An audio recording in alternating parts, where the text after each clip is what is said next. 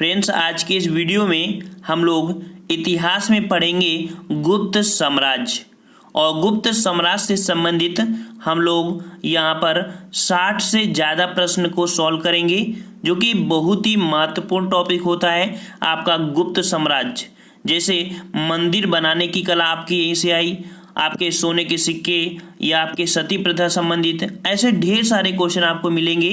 लेकिन test paper लगाने से पहले आपको बता दें कि हमारे जितने भी वीडियो हिस्ट्री के होते हैं, आपके पहले बेस होता है, पहले बेस को पढ़िए, बेस पढ़ने के बाद आप टेस्ट पेपर लगाइए, क्योंकि जब बेस आपको आएगा तभी आप टेस्ट पेपर में 60 में 60 प्रश्न करके आएंगे।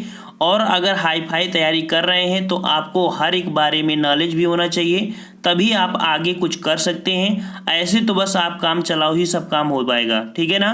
तो टेस्ट पेपर लगाना है तो आप वीडियो को स्किप कर सकते हैं, आगे बढ़ सकते हैं। लेकिन अगर आपको वीडियो में बेस देखना है और जानना है कि आखिरकार गुप्त साम्राज्य में शासक कैसे आए, स्ट्रक्चर के माध्यम से समझना है, तो आप ऐसे इसे समझ सकते हैं। तो चलते हैं यहाँ पर स्टार्ट करते हैं। और अगर आपने अभी तक हमारे चैनल को सब्सक्राइब नहीं किया है तो सब्सक्राइब कर सकते हैं।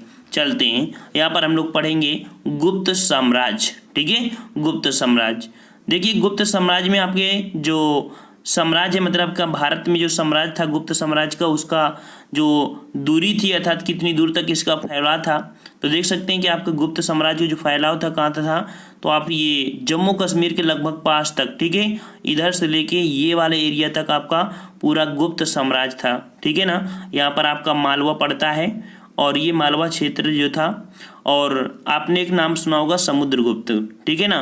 समुद्रगुप्त का जो साम्राज्य था वो था इतनी दूर, लेकिन युद्ध जो इनके हुए थे वो आपके यहाँ साइड में थी, ठीक है ना। तो ये आपका गुप्त साम्राज्य रहा, देख सकते हैं कहाँ पर हुआ है। अब आते हैं गुप्त साम्राज्य के बारे में। तो देखिए यहाँ पर आपका जो गुप्त साम्राज्य आता है, कह सकते हैं कुषाण वंश जो होता है, तो उसके पतन के बाद आपका एक नया वंश बनता है गुप्त साम्राज्य। अब गुप्त वंश का जो आपका संस्थापक होता है वो आपका होता है कौन था आपके यहाँ पर, श्रीगुप्त। लेकिन ये वास्तविक संस्थापक नहीं बन पाता है, ठीक है ना। श्रीगुप्त वास्तविक नहीं बनता है, अभी इसके बारे में पूरा डिटेल पढ़ेंगे। और इनका शासनकाल आपका है 240 से आपके 280 ईस्वी तक रहता है गुप्त में, जिसका है श्रीगुप्त। श्रीगुप्त के बाद आपका सेकंड आता है जो कि घटोत्कच होता है, और ये घटोत्कच जो कि 280 के बाद आपका 319 ईस्वी तक रहता है। देख सकते हैं कि दोनों पूर्ण स्वतंत्र शासक नहीं थे, किसी न किसी के आपके अधीन थे ये दोनों शासन। इस कारण वास्तविक संस्थापक आपके इनको नहीं माना गया है। तो वास्तविक माना किसको गया है, तो ये देखिए आपके चंद्रगुप्त प्रथम, जिनका शासनकाल याद रखना 319 से आपके 325 ईस्वी तक रहता है।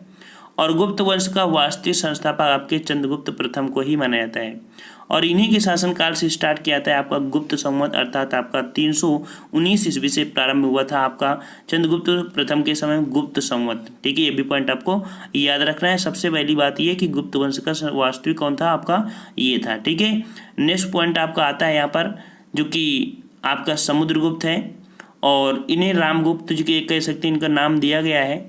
और इनका जो शासनकाल था वो आपका 335 ईस्वी से 380 तक रहा है। और इनके कई उपाधियाँ रहे, जैसे कि पराक्रम हो गया, श्री विक्रम हो गया, और इन्हें उपनाम जो कि भारत का नेपोलियन के नाम से जानते थे आपके समुद्रगुप्त को, ठीक है ना। और नेक्स्ट पॉइंट आते हैं चंद्रगुप्त द्वितीय, जो कि काफ़ी महत्वपूर्ण रहे हैं आपके इतिहास में। नवरत्न वाले आपके, अर्थात इनके दरबार में नवरत्न रहते थे, इनका भी महत्वपूर्ण आपका योगदान है, ठीक है ना। इनकी उपाधि थी आपकी विक्रमादित्य, अर्थात विक्रमादित्य की उपाधि धारण करने वाले ये आपके पहले थे। और देखा जाए तो आपके इतिहास में आपके 14 लोग ऐसे आए जिन्होंने विक्रमादित्य की उपाधि धारण किया था। जो अंतिम 14वें नंबर के थे, देखिए ये आपके प्रथम नंबर के थे जो विक्रमादित्य की उपाधि धारण की थी। और जो 14वें नंबर के होंगे वो आपके होंगे जो कह सकते हैं कि अकबर का युद्ध हुआ था, ठीक है, पानीपत का द्वितीय युद्ध हुआ था, ठीक है। तो आपके कैसे कह सकते हैं हेमू कमाड़िया, ठीक है। हेमू जो आपका था वो आपका 14वां और हिंदू शासक था जिसने विक्रमादित्य की उपाधि धारण किया था, ठीक है ना। एक पॉइंट याद रखना कि गुप्त काल का स्वर्ण काल बोला गया है, आपकी इन्हीं के समय से स्टार्ट हो जाता है कि गुप्त काल का स्वर्ण युग इनके काल को माना जाता है चंद्रगुप्त का। एक पॉइंट और याद रखना है कि चीनी यात्री जो आपके थे फायान, जिनकी पुस्तक है आपकी फोकी की, तो इन्हीं के समय आपके आए थे। हुएनसांग आए थे, हुएनसांग जो आए थे वो आपके आए थे हर्षवर्धन के समय में। लेकिन जो आपके फायान है वो आपके चंद्रगुप्त द्वितीय के सेकंड में आए शासनकाल में। नेक्स्ट पॉइंट आपका आता है कुमारगुप्त। इनके बाद उनका जो पुत्र होता है कुमारगुप्त, इनका जो उपाधि थी वो आपकी महेंद्रदित्य थी। इनका जो शासनकाल था 414 ईस्वी से 454 ईस्वी तक इनका चलता है। और एक पॉइंट याद रखना है कि नालंदा विश्वविद्यालय की जो स्थापना, अर्थात कह सकते हैं नालंदा विश्वविद्यालय के जो संस्थापक माने जाते हैं आपके कुमारगुप्त ही माने जाते हैं, ठीक है ना। और नेक्स्ट पॉइंट आते हैं आपके स्कंदगुप्त। स्कंदगुप्त की उपाधि थी आपकी जो कि क्रमादित्य, ठीक है ना। और हूणों का आक्रमण इन्हीं के शासनकाल में हुआ था। और मतलब कह सकते हैं कि 2 युद्ध हुए थे महान, अभी आपको बताएंगे। और ये गुप्त वंश का अंतिम शासक माना जाता है। अब यहाँ पर पॉइंट आता है इनसे जुड़े हुए कि जितने भी आपके ये शासक रहे हैं उनसे उनकी उपाधि क्या रही है। तो श्रीगुप्त की जो उपाधि धारण की थी उन्होंने आदिराज या महाराज की उपाधि थी श्रीगुप्त की। घटोत्कच की जो थी वो महाराज की थी। चंद्रगुप्त फर्स्ट की तो महाराजा धीराज की, ठीक है। पॉइंट याद रखना कि चंद्रगुप्त जो प्रथम थे इन्होंने उपाधि धारण की थी महाराज धीराज की उपाधि धारण की थी। समुद्रगुप्त को पराक्रम के नाम से जानते थे। और आपके चंद्रगुप्त सेकंड को विक्रमादित्य और विक्रमांक के नाम से। कुमारगुप्त को महेंद्रादित्य और आपके शक्रादित्य से। और स्कंदगुप्त को आपको क्रमादित्य के नाम से जानते थे। अब यहाँ पर देख सकते हैं कि आपका जो गुप्त साम्राज्य था कुछ इस प्रकार से आपका विस्तृत हुआ था। ये मालवा वाला आपका जो साम्राज्य था, अर्थात आपका ये जो आपकी रेखा खींची हुई है सीढ़ी वाली, यहाँ थे। और ये वाला एरिया था जो यहाँ पर देख सकते हैं आपका ये मालवा था, ठीक है ना। मालवा से आपके जितने भी आपके छोटे छोटे देवगढ़, कौशाम्बी, ये चीज़ आपकी इलाहाबाद से यहाँ पर एरण अभिलेख आपका मिलता है। इंद्रप्रस्थ आपका दिल्ली के लगभग आपका पास में, ठीक है ना। और इधर सिंधु तक लेके फैला हुआ था आपका एक गुप्त साम्राज्य। काफ़ी बड़ा साम्राज्य था आपका गुप्त साम्राज्य, ठीक है ना। यहाँ पर आप देख सकते हैं। और ये जो आपकी रेखा जा रही है ये रेखा है आपके जो कि कह सकते हैं समुद्रगुप्त थे। उन्होंने क्या किया, इतनी दूर तक उन्होंने युद्ध किया था। यहाँ पर आपका दे दिया गया है आपके सुदर्शन झील के बारे में, जो कि कह सकते हैं कि मौर्य शासकों ने सुदर्शन झील बनवाया था, लेकिन गुप्त शासकों ने क्या किया था, इसे मरम्मत करवाया था, ठीक है। ये काफ़ी अच्छा है वीडियो और PDF के माध्यम से इसे डाउनलोड भी कर पाएंगे। अभी हम टेस्ट लगाएंगे तो आपको काफ़ी अच्छा लगेगा अगर पूरा समय देते हैं 10-15 मिनट का थ्योरी में। यहाँ पर कह रहा है चंद्रगुप्त सेकंड के 9 रत्न। हमने बताया था कि 9 रत्न में देखिए रत्न का नाम लिखते हैं यहाँ पर क्षेत्र और उनकी रचना। पहला आपका आता है जो कि छपंका था, ठीक है। एक आपका लोग थे छपंका, जो कि इनको किस क्षेत्र में इनको ज्ञान प्राप्ति थी, ज्योतिष विद्या जानते थे और ज्योतिष शास्त्र की रचना इन्होंने किया है। धन्वंतरि जो कि कह सकते हैं चिकित्सा है। और आयुर्वेद के जो कह सकते हैं पहले जो जनक है इन्हीं को माना जाता है। और इन्होंने आयुर्वेद की रचना की जो कि चिकित्सा की पुस्तक है, ठीक है ना। अब कालिदास के आते हैं जो नाटक एवं आपके काव्य शास्त्र लिखा है, मतलब उस क्षेत्र में है। और अभिज्ञान शकुंतला मेघदूत संबंधित आपकी किताबें हैं जो इन्होंने ही लिखा है, नाटक हैं।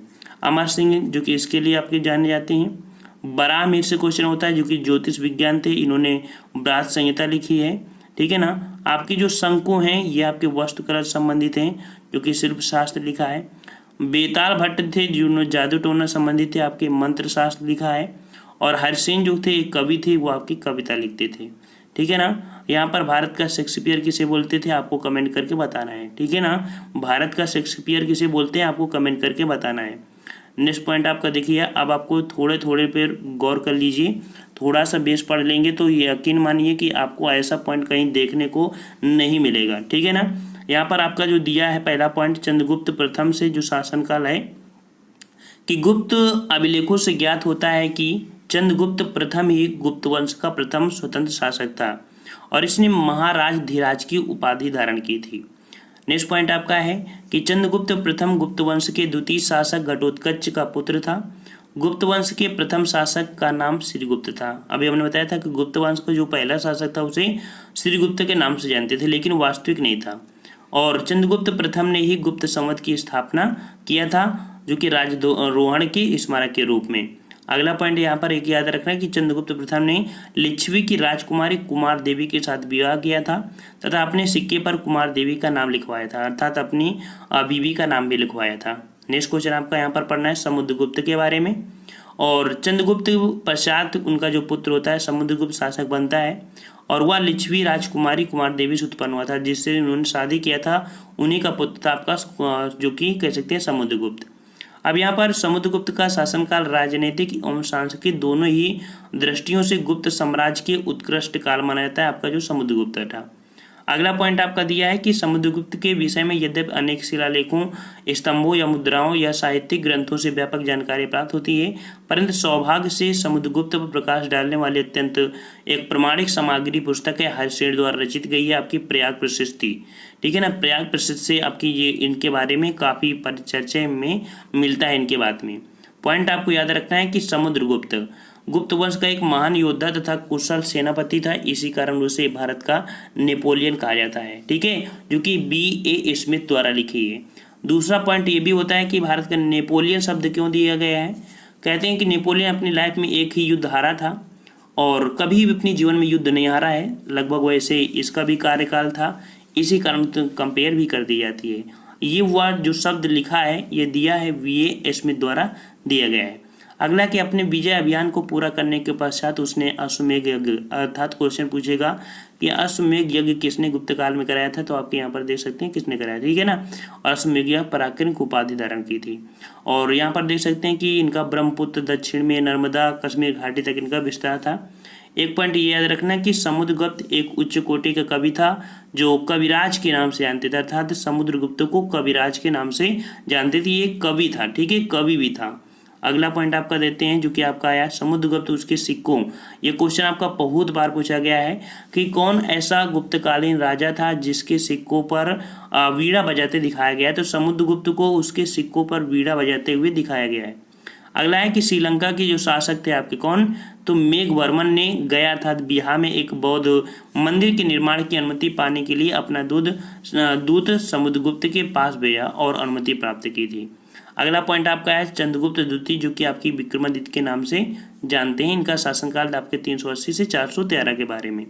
अगला कह रहा है कि यहाँ पर कि समुद्रगुप्त के पश्चात रामगुप्त नामक एक दुर्बल शासक के अस्तित्व की जानकारी गुप्त वंशावली की नींव है। तत्पश्चात चंद्रगुप्त द्वितीय का नाम है, ठीक है, मतलब यहाँ पर आया कि समुद्रगुप्त के बाद एक दुर्बल शासक बना रामगुप्त जो कि इनका भाई था, ठीक है ना। इसके बाद उनको हटा देते हैं और आपके चंद्रगुप्त शासक बन जाते हैं, ठीक है, जो इनका रामगुप्त हमने बताया कि अनुज ही था, ठीक है ना। अब अगला पॉइंट आ गया यहाँ पर जो सबसे बेहतरीन है कि चंद्रगुप्त द्वितीय के शासनकाल में गुप्त साम्राज्य अपने चरमोत्सव पर था, ठीक है ना।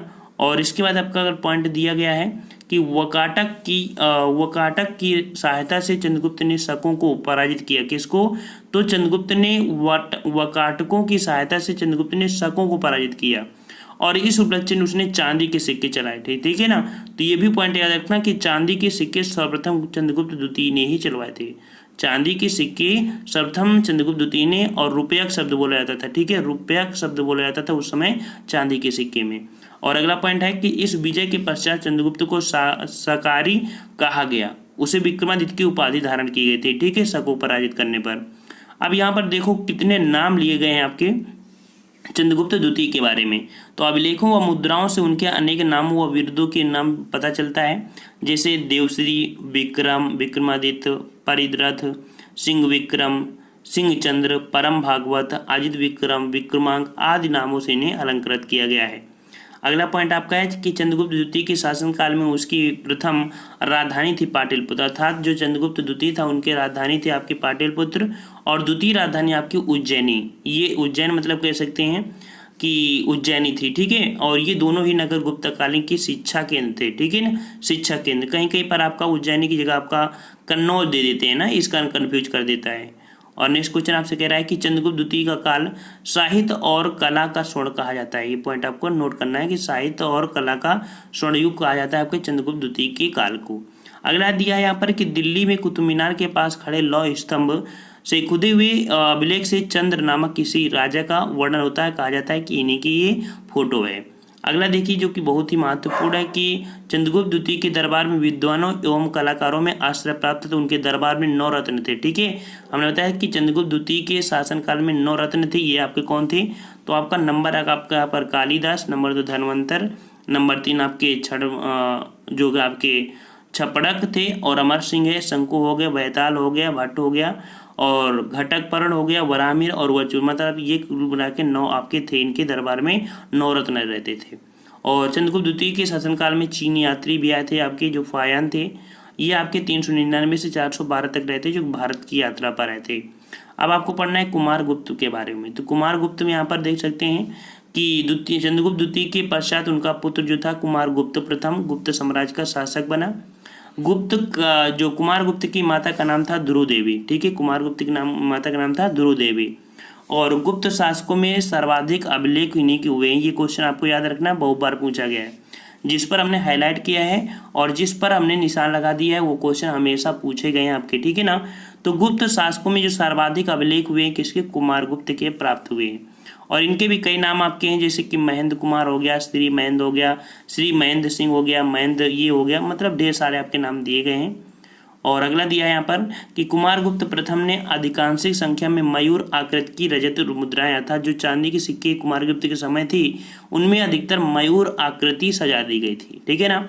नेक्स्ट पॉइंट आपका कुमारगुप्त प्रथम शासनकाल में, मतलब कुमारगुप्त जो प्रथम थे इनके शासनकाल में नालंदा विश्वविद्यालय की स्थापना कराई गई थी। अब आपको पढ़ना है समुद्र स्कंदगुप्त। तो स्कंदगुप्त इस वंश का अंतिम प्रतापी राजा था और स्कंदगुप्त ने देवराज, विक्रमादित्य, क्रमादित्य आदि के उपाधियां धारण किया था। अगला पॉइंट आपको है कि स्कंदगुप्त ने मौर्यों द्वारा निर्मित सुदर्शन झील का, मैं हमने बताया था कि जो मौर्य लोगों ने सुदर्शन झील का निर्माण कराया था तो स्कंदगुप्त ने क्या किया था, उसका जीर्णोद्धार या मरम्मत करवाई थी, ठीक है ना। अब यहाँ पर देख सकते हैं कि स्कंदगुप्त की 2 विजय का उल्लेख है आपका कि पुष्यमित्रों पर विजय प्राप्त करना। दूसरा आपका पॉइंट होता है यहाँ पर जो कि और भी आपकी हैं यहाँ पर, लेकिन ये पॉइंट आपको याद रखना है कि बाल विवाह एवं बहु विवाह की जो प्रथा थी व्यापक थी, इसी के समय थी। देवदासी प्रथा के सभी साक्ष्य प्राप्त होते हैं, ठीक है ना। और अगला पॉइंट आपको यहाँ पर देखना है, जो जरूरी है वही आपको हम पढ़ा रहे हैं, ठीक है ना। जैसे कि कुमारगुप्त के शासन के दौरान नालंदा विश्वविद्यालय की स्थापना हुई। अब धार्मिक स्थिति पर फोकस कीजिए क्योंकि ये आपका जो टॉपिक है, ये कह सकते हैं कि यही आपका ऐसा एक टॉपिक है जहाँ पर आपको धार्मिक स्थिति को समझना जरूरी है। जैसे कि गुप्त काल में बौद्ध धर्म को राजाश्रय मिलना समाप्त हो गया था, भागवत धर्म केंद्र बिंदु बन गया था, विष्णु इनके इष्ट देवता थे, ठीक है ना। और अगला है यहाँ पर पॉइंट है आपका कि भगवत गीता की जो रचना मानी जाती इसी समय में हुई थी। मूर्ति पूजा सामान्य तौर पर प्रचलन में इसी समय में आई थी। गुप्त युग में ही मथुरा एवं वल्लभी में जैन सभाओं का आयोजन भी हुआ था, ठीक है। और अब देखिए आपके अजंता के बारे में पीसीएस में क्वेश्चन यहाँ से पिछली बार आया था, ध्यान से पढ़ लेना, काफ़ी अच्छा वीडियो है यहाँ पर। ये क्वेश्चन आपका देखो यहाँ पर दिया था कौन सी गुफा नंबर आपकी इससे संबंधित है। तो देखिए कह रहा है कि अजंता महाराष्ट्र के औरंगाबाद जिले में स्थित है। यहाँ से कुल आपके 29 गुफाओं के प्रमाण कितने, ये क्वेश्चन पूछा गया कि कितनी, तो आपके 29 गुफाओं के प्रमाण मिले हैं। और अभी कुछ समय पूर्व 30वीं गुफा आपकी मिली है। कौन सी 30वीं गुफा आपकी मिली है जिसे 15 आंक आ गया। ये करंट आपका पूछा गया था पिछली बार पीसीएस में। और इसमें से गुफा संख्या आपका पूछा गया था कि कितनी संख्या आपकी संबंधित है गुप्त काल से, तो 16, 17 और 19 ये आपकी गुप्त काल से संबंधित हैं, ठीक है ना। वहीं पर आपकी गुप्त संख्या 16 में ही आपका मर्डासन जो कि राजकुमारी का चित्रण हुआ है, जबकि 17 में जातक कथाओं का हुआ है, ठीक है ना। ये आपके क्वेश्चन आपके आए थे पिछली बार। और अजंता की गुफाएं मुख्यतः बौद्ध धर्म से संबंधित हैं। जातक कथाओं में महात्मा बुद्ध के जन्म के पूर्व आपकी इतनी कहानियां लगभग इन्हीं से मिलती हैं, ठीक है ना। और इतनी कहानियों की मतलब इतने समय के बीच की कहानियां आपकी जातक कथाओं की मिलती हैं। अब यहाँ पर देखिए बाघ की गुफाएं, अर्थात वहाँ पर बाघ की गुफाएं कहाँ पर हैं, तो बाघ अर्थात मध्य प्रदेश के धार जिले में, कहाँ पर, धार जिले में स्थित हैं। और यहाँ से कुल 9 गुफाओं के साक्ष्य मिले। धार जिले से 9 गुफाओं के साक्ष्य मिले जो कि बाघ की गुफाएं हैं और सब के सब गुप्त काल की ही मानी जाती हैं। अगला है कि अजंता की गुफाएं जहाँ धार्मिक और अभिजात वर्गीय में, वहीं पर बाघ की गुफाएं धर्मप्रेच और लौकिक के लिए जानी जाती हैं। अब यहाँ पर देखिए जो हमने बताया था आपका कि सती प्रथा का प्रथम अभिलेख साक्ष्य जो कि 510 ईस्वी का एक जो आपका एरण अभिलेख है, ठीक है, एरण शिलालेख है, वो मध्य प्रदेश में है। वहाँ से आपको प्राप्त है आपका सती प्रथा का प्रथम अभिलेख। और ये किसको दिया गया था, तो आपके गोपराज जो थे सेनापति, उनकी पत्नी थी, वो पत्नी सती हो गई थी, उनका वर्णन आपका मिलता है। दूसरा कि चंद्रगुप्त द्वितीय विक्रमादित्य की राजधानी पाटलिपुत्र थी, ठीक है ना। अगला है कि उज्जैन गुप्तों की दूसरी राजधानी थी, बाद में इसका स्थान कन्नौज ले लिया गया था, ठीक है। अभी बताया था ना कि दूसरी राजधानी आपकी थी उज्जैन, लेकिन इसी का नाम कन्नौज के रूप में रख दिया गया था, ठीक है ना, स्थान ले लिया गया था। वहाँ पर जो उज्जैन था उसका स्थान चेंज होकर फिर कन्नौज आ गया। रामायण तथा महाभारत के अंतिम रूप से जो संपादन हुए हैं आपके इसी के काल में आपके मिलते हैं, ठीक है ना। अगला पॉइंट आपका दिया है जो कि इस समय कह सकते तट वगैरह थे कि भारत के पूर्वी तट पर सबसे बड़ा बंदरगाह था कौन, तो आपका ये था लाम्बोक, ठीक है, ताम्बलोक, जो कह सकते हैं ताम्रलिपि। इस बंदरगाह से दक्षिण पूर्व एशिया से व्यापार होता था, ठीक है। अगला है कि गुप्त काल अपनी चित्रकला के लिए प्रसिद्ध है और इस काल की चित्रकला के अवशेष बाघ और जनता की गुफाओं से अभी हमने बताया था आपको अलग अलग, ठीक है ना। अगला है कि गुप्तकालीन शासकों का राजकीय चिन्ह पूछेगा आपसे कि गुप्तकाल शासकों का राजकीय चिन्ह क्या है, तो आपका यहाँ पर गरुड़ है, ठीक है, कहते हैं गरुड़, जिन्हें की विष्णु का वाहन भी माना जाता है, ठीक है। और इसके बाद आपका कह सकते हैं कि दशमलव प्रणाली भी इन्हीं के समय हुई थी, गुप्त काल में हुई थी। सूर्य सिद्धांत भी जो हुआ था आर्यभट्ट ने दिया था, वो सभी आपकी इसी के काल में आए थे। गुप्तकालीन संस्कृति जीवन जो था यहाँ पर देख सकते हैं कि इनका जो था आपका कि भारतीय प्राचीन भारतीय इतिहास में मंदिरों का निर्माण सर्वप्रथम गुप्त काल में ही हुआ था, ठीक है। सर्वप्रथम जो निर्माण हुआ था मंदिरों का गुप्त काल में ही हुआ था। अगला है कि गुप्त काल में सर्वप्रथम जो मंदिर बने हैं उनकी छतें सपाट थी, परंतु बाद में शिखर युक्त कर दी गई। और ये शिखर युक्त का पहला आपका प्रमाण मिलता है कौन सा, तो आपका ये शिखर युक्त मंदिर है आपका जो कि देवगढ़ का है, जो कि झांसी में है, उत्तर प्रदेश दशा, ठीक है, मतलब झांसी में आपका है देवगढ़ और उत्तर प्रदेश में आपका दशावतार मंदिर आपका ये है जो कि गुप्तकालीन की बहुत ही खूबसूरत आपकी डिजाइन किया गया है, ठीक है ना। अगला पॉइंट आपके देख दीजिए कि गुप्तकालीन मंदिर में आपके जैसे कि भूमरा है का शिव मंदिर, तिगबा का जगरूट का विष्णु मंदिर, आपका ये आपके ढेर सारे आपके मंदिर दिए हैं। इनका आप धीरे धीरे देख लीजिए और PDF डाउनलोड कर लेना, ठीक है। ये देखिए आपके कुछ पॉइंट आपके हैं कि बमियान, अर्थात बमियान क्या है, तो बमियान ये अफगानिस्तान की में है आपका जगह है और बौद्ध मूर्ति इसी काल में संबंधित थी, ठीक है ना। अजंता एवं बाकी गुफाएं जो चित्र हैं इसी युग के आपके संबंधित हैं, जो सर्वेक्षण अभी हमने आपको बताया था। और अगला पॉइंट आपको जो दिया गया है कि झांसी स्थित देवगढ़ का दशावतार मंदिर, कानपुर का भीतरगांव मंदिर। यहाँ पर ये पॉइंट याद रखना कि कानपुर का जो भीतरगांव मंदिर है तो कहा जाता है कि जो आपकी पहली ईंट लगी थी इसी पर लगाई गई थी, पक्की ईंट, ठीक है ना। और इसी युग में कुछ महत्वपूर्ण और भी आपके मंदिर हैं, आप साहित्य से पढ़ लीजिए, ठीक है ना। साहित्य में आपको क्या पढ़ना है कि रामायण व महाभारत का वर्णन इसी रूप में होता है। पुराण नारद व बृहस्पति स्मृति इसी के समय में आपकी आई थी। और जो कालिदास ने कुमार संभव, ठीक है, यहाँ संस्कृत साहित्य में देखा जाए तो कालिदास ने कुमार संभव, मेघदूत, अभिज्ञान शकुंतलम, मालकी मित्र आदि की रचना इन्होंने किया है और भारत का शेक्सपियर इन्हें कहा जाता है। अगला है कि कालिदास का अभिज्ञान शकुंतलम विश्व की एक 100 उत्कृष्ट इतिहास कृतियों में एक है और इसमें राजा दुष्यंत और शकुंतला के प्रेम की कथा का चित्रवर्ण है, जिनका पुत्र भरत नामी राजा हुआ करता था। अगला है कि अभिज्ञान शकुंतलम प्रथम भारतीय रचना है, अभिज्ञान शकुंतलम प्रथम भारतीय रचना है जिसका अनुवाद यूरोपीय भाषाओं में हुआ है और ऐसी दूसरी रचना भगवत गीता है, ठीक है ना, इसी प्रकार की। और भास के 13 नाटक इसी काल के हैं। अगला है कि शूद्र का लिखा नाटक मृच्छकटिका या माटी के खिलौना गाड़ी से हुआ है, जिसमें एक निर्धन ब्राह्मण के साथ एक वैश्य का प्रेम प्रसंग वर्णन किया गया है।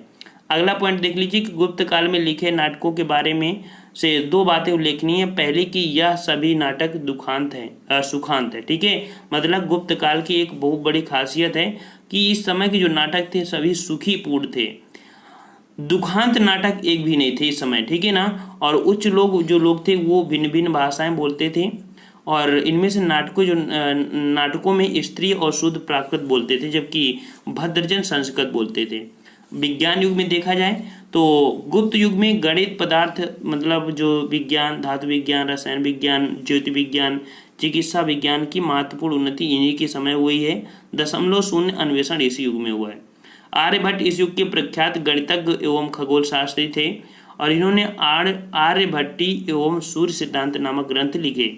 आर्यभट्ट में शून्य तथा प्रथम 9 अंकों के स्थान पर रोशनी डाली गई, मतलब कि 10वें दशमलव प्रणाली इसी के समय आई थी। एक पॉइंट याद रखना कि त्रिभुज का क्षेत्रफल जानने का नियम इन्हीं के समय निकाला गया था, ठीक है, जिसके कह सकते हैं कि त्रिकोणमिति का जन्म हुआ था इन्हीं समय। सूर्य सिद्धांत भी इन्हीं के समय में आपका हुआ था। अगला दिया है कि ब्रह्मगुप्त ने ब्रह्म सिद्धांत की रचना कर बताया कि पृथ्वी समस्त वस्तुओं को अपनी ओर खींचती है। ये ब्रह्मगुप्त ने सबसे पहले बताया था। ये क्वेश्चन आपका बहुत ही बार पूछा गया है कि सर्वप्रथम जो कहा गया था कि पृथ्वी समस्त वस्तु अपनी ओर खींचती है, ये ब्रह्मगुप्त ने पहले ही बता दिया था। अगला है धन्वंतर। तो धन्वंतर कह सकते हैं कि एक वैद्य थे, ठीक है। ये एक रस चिकित्सा नामक पुस्तक भी इन्होंने ही रचित किया है, ठीक है। और अगला है कि आयुर्वेद का जो कह सकते हैं कि धन्वंतरि को आयुर्वेद का पिता कहा जाता है और वह चंद्रगुप्त द्वितीय के दरबार में रहते थे, ठीक है ना। तो आयुर्वेद का पिता किसे कहते थे, तो धन्वंतर को कहते थे, ठीक है।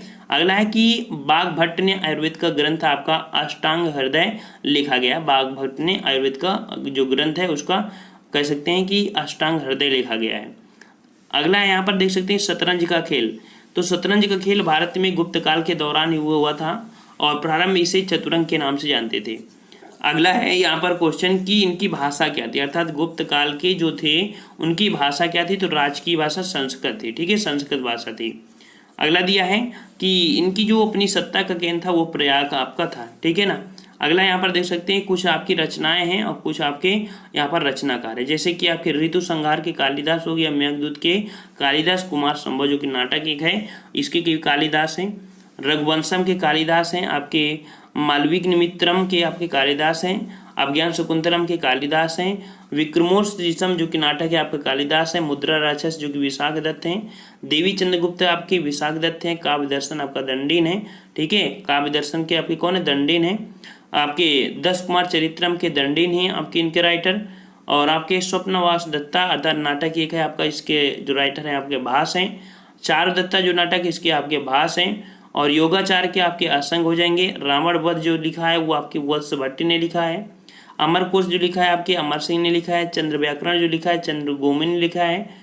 इसी प्रकार आपकी ये आपको कुछ दिया है, कुछ और आपके यहाँ पर दिए गए हैं, ठीक है। जैसे ब्रह्म सिद्धांत ब्रह्मगुप्त ने दिया, आर्यभट्ट ने दिया, सूर्य सिद्धांत आर्यभट्ट ने दिया, न्याय अवतार सिद्धसेन ने दिया, पंचतत्व ने विष्णु शर्मा ने दिया, हितोपदेश विष्णु शर्मा ने दिया, नीति शास्त्र कामंद को दिया और मत्स्य कटिकम जो कि एक नाटक है ये शूद्रक ने दिया, ठीक है ना। अब यहाँ पर आपका आ गया है टेस्ट पेपर लगाना, ठीक है, टेस्ट पेपर। और यहाँ पर टेस्ट पेपर आपके हैं 60, कितने हैं, 60 टेस्ट पेपर हैं। तो यहाँ पर हमारा ये वीडियो हो गया है 30 मिनट भाई, ठीक है ना। तो जो नेक्स्ट पार्ट हम लाएंगे तो नेक्स्ट पार्ट में ये 60 प्रश्न लेके आएंगे, नहीं क्योंकि 60 प्रश्न को सॉल्व करने में कम से कम देखा जाए तो 15 मिनट का समय तो लग ही जाएगा। और 45 मिनट का वीडियो हम मानते हैं बहुत ही कम बच्चे देखते हैं, 2-4 बच्चे होते हैं जो देखने को पसंद करते हैं और वो हमारे वीडियो लगभग सब पसंद करते हैं जो 30 मिनट देख लेते हैं। अदर के तो लगभग 20 मिनट वीडियो बहुत ही बड़ा हो जाता है, लेकिन हमारे वीडियो होते हैं सब लगभग 30 मिनट वाले ही बच्चे हैं, मांगते हैं कि 30 मिनट का वीडियो बनाइए। लेकिन यहाँ पर बेटा यहाँ पर जो प्रश्न हो जाएगा या टेस्ट पेपर आपका काफ़ी लंबा हो जाएगा, इसलिए सेकेंड पार्ट आप जरूर देखिएगा।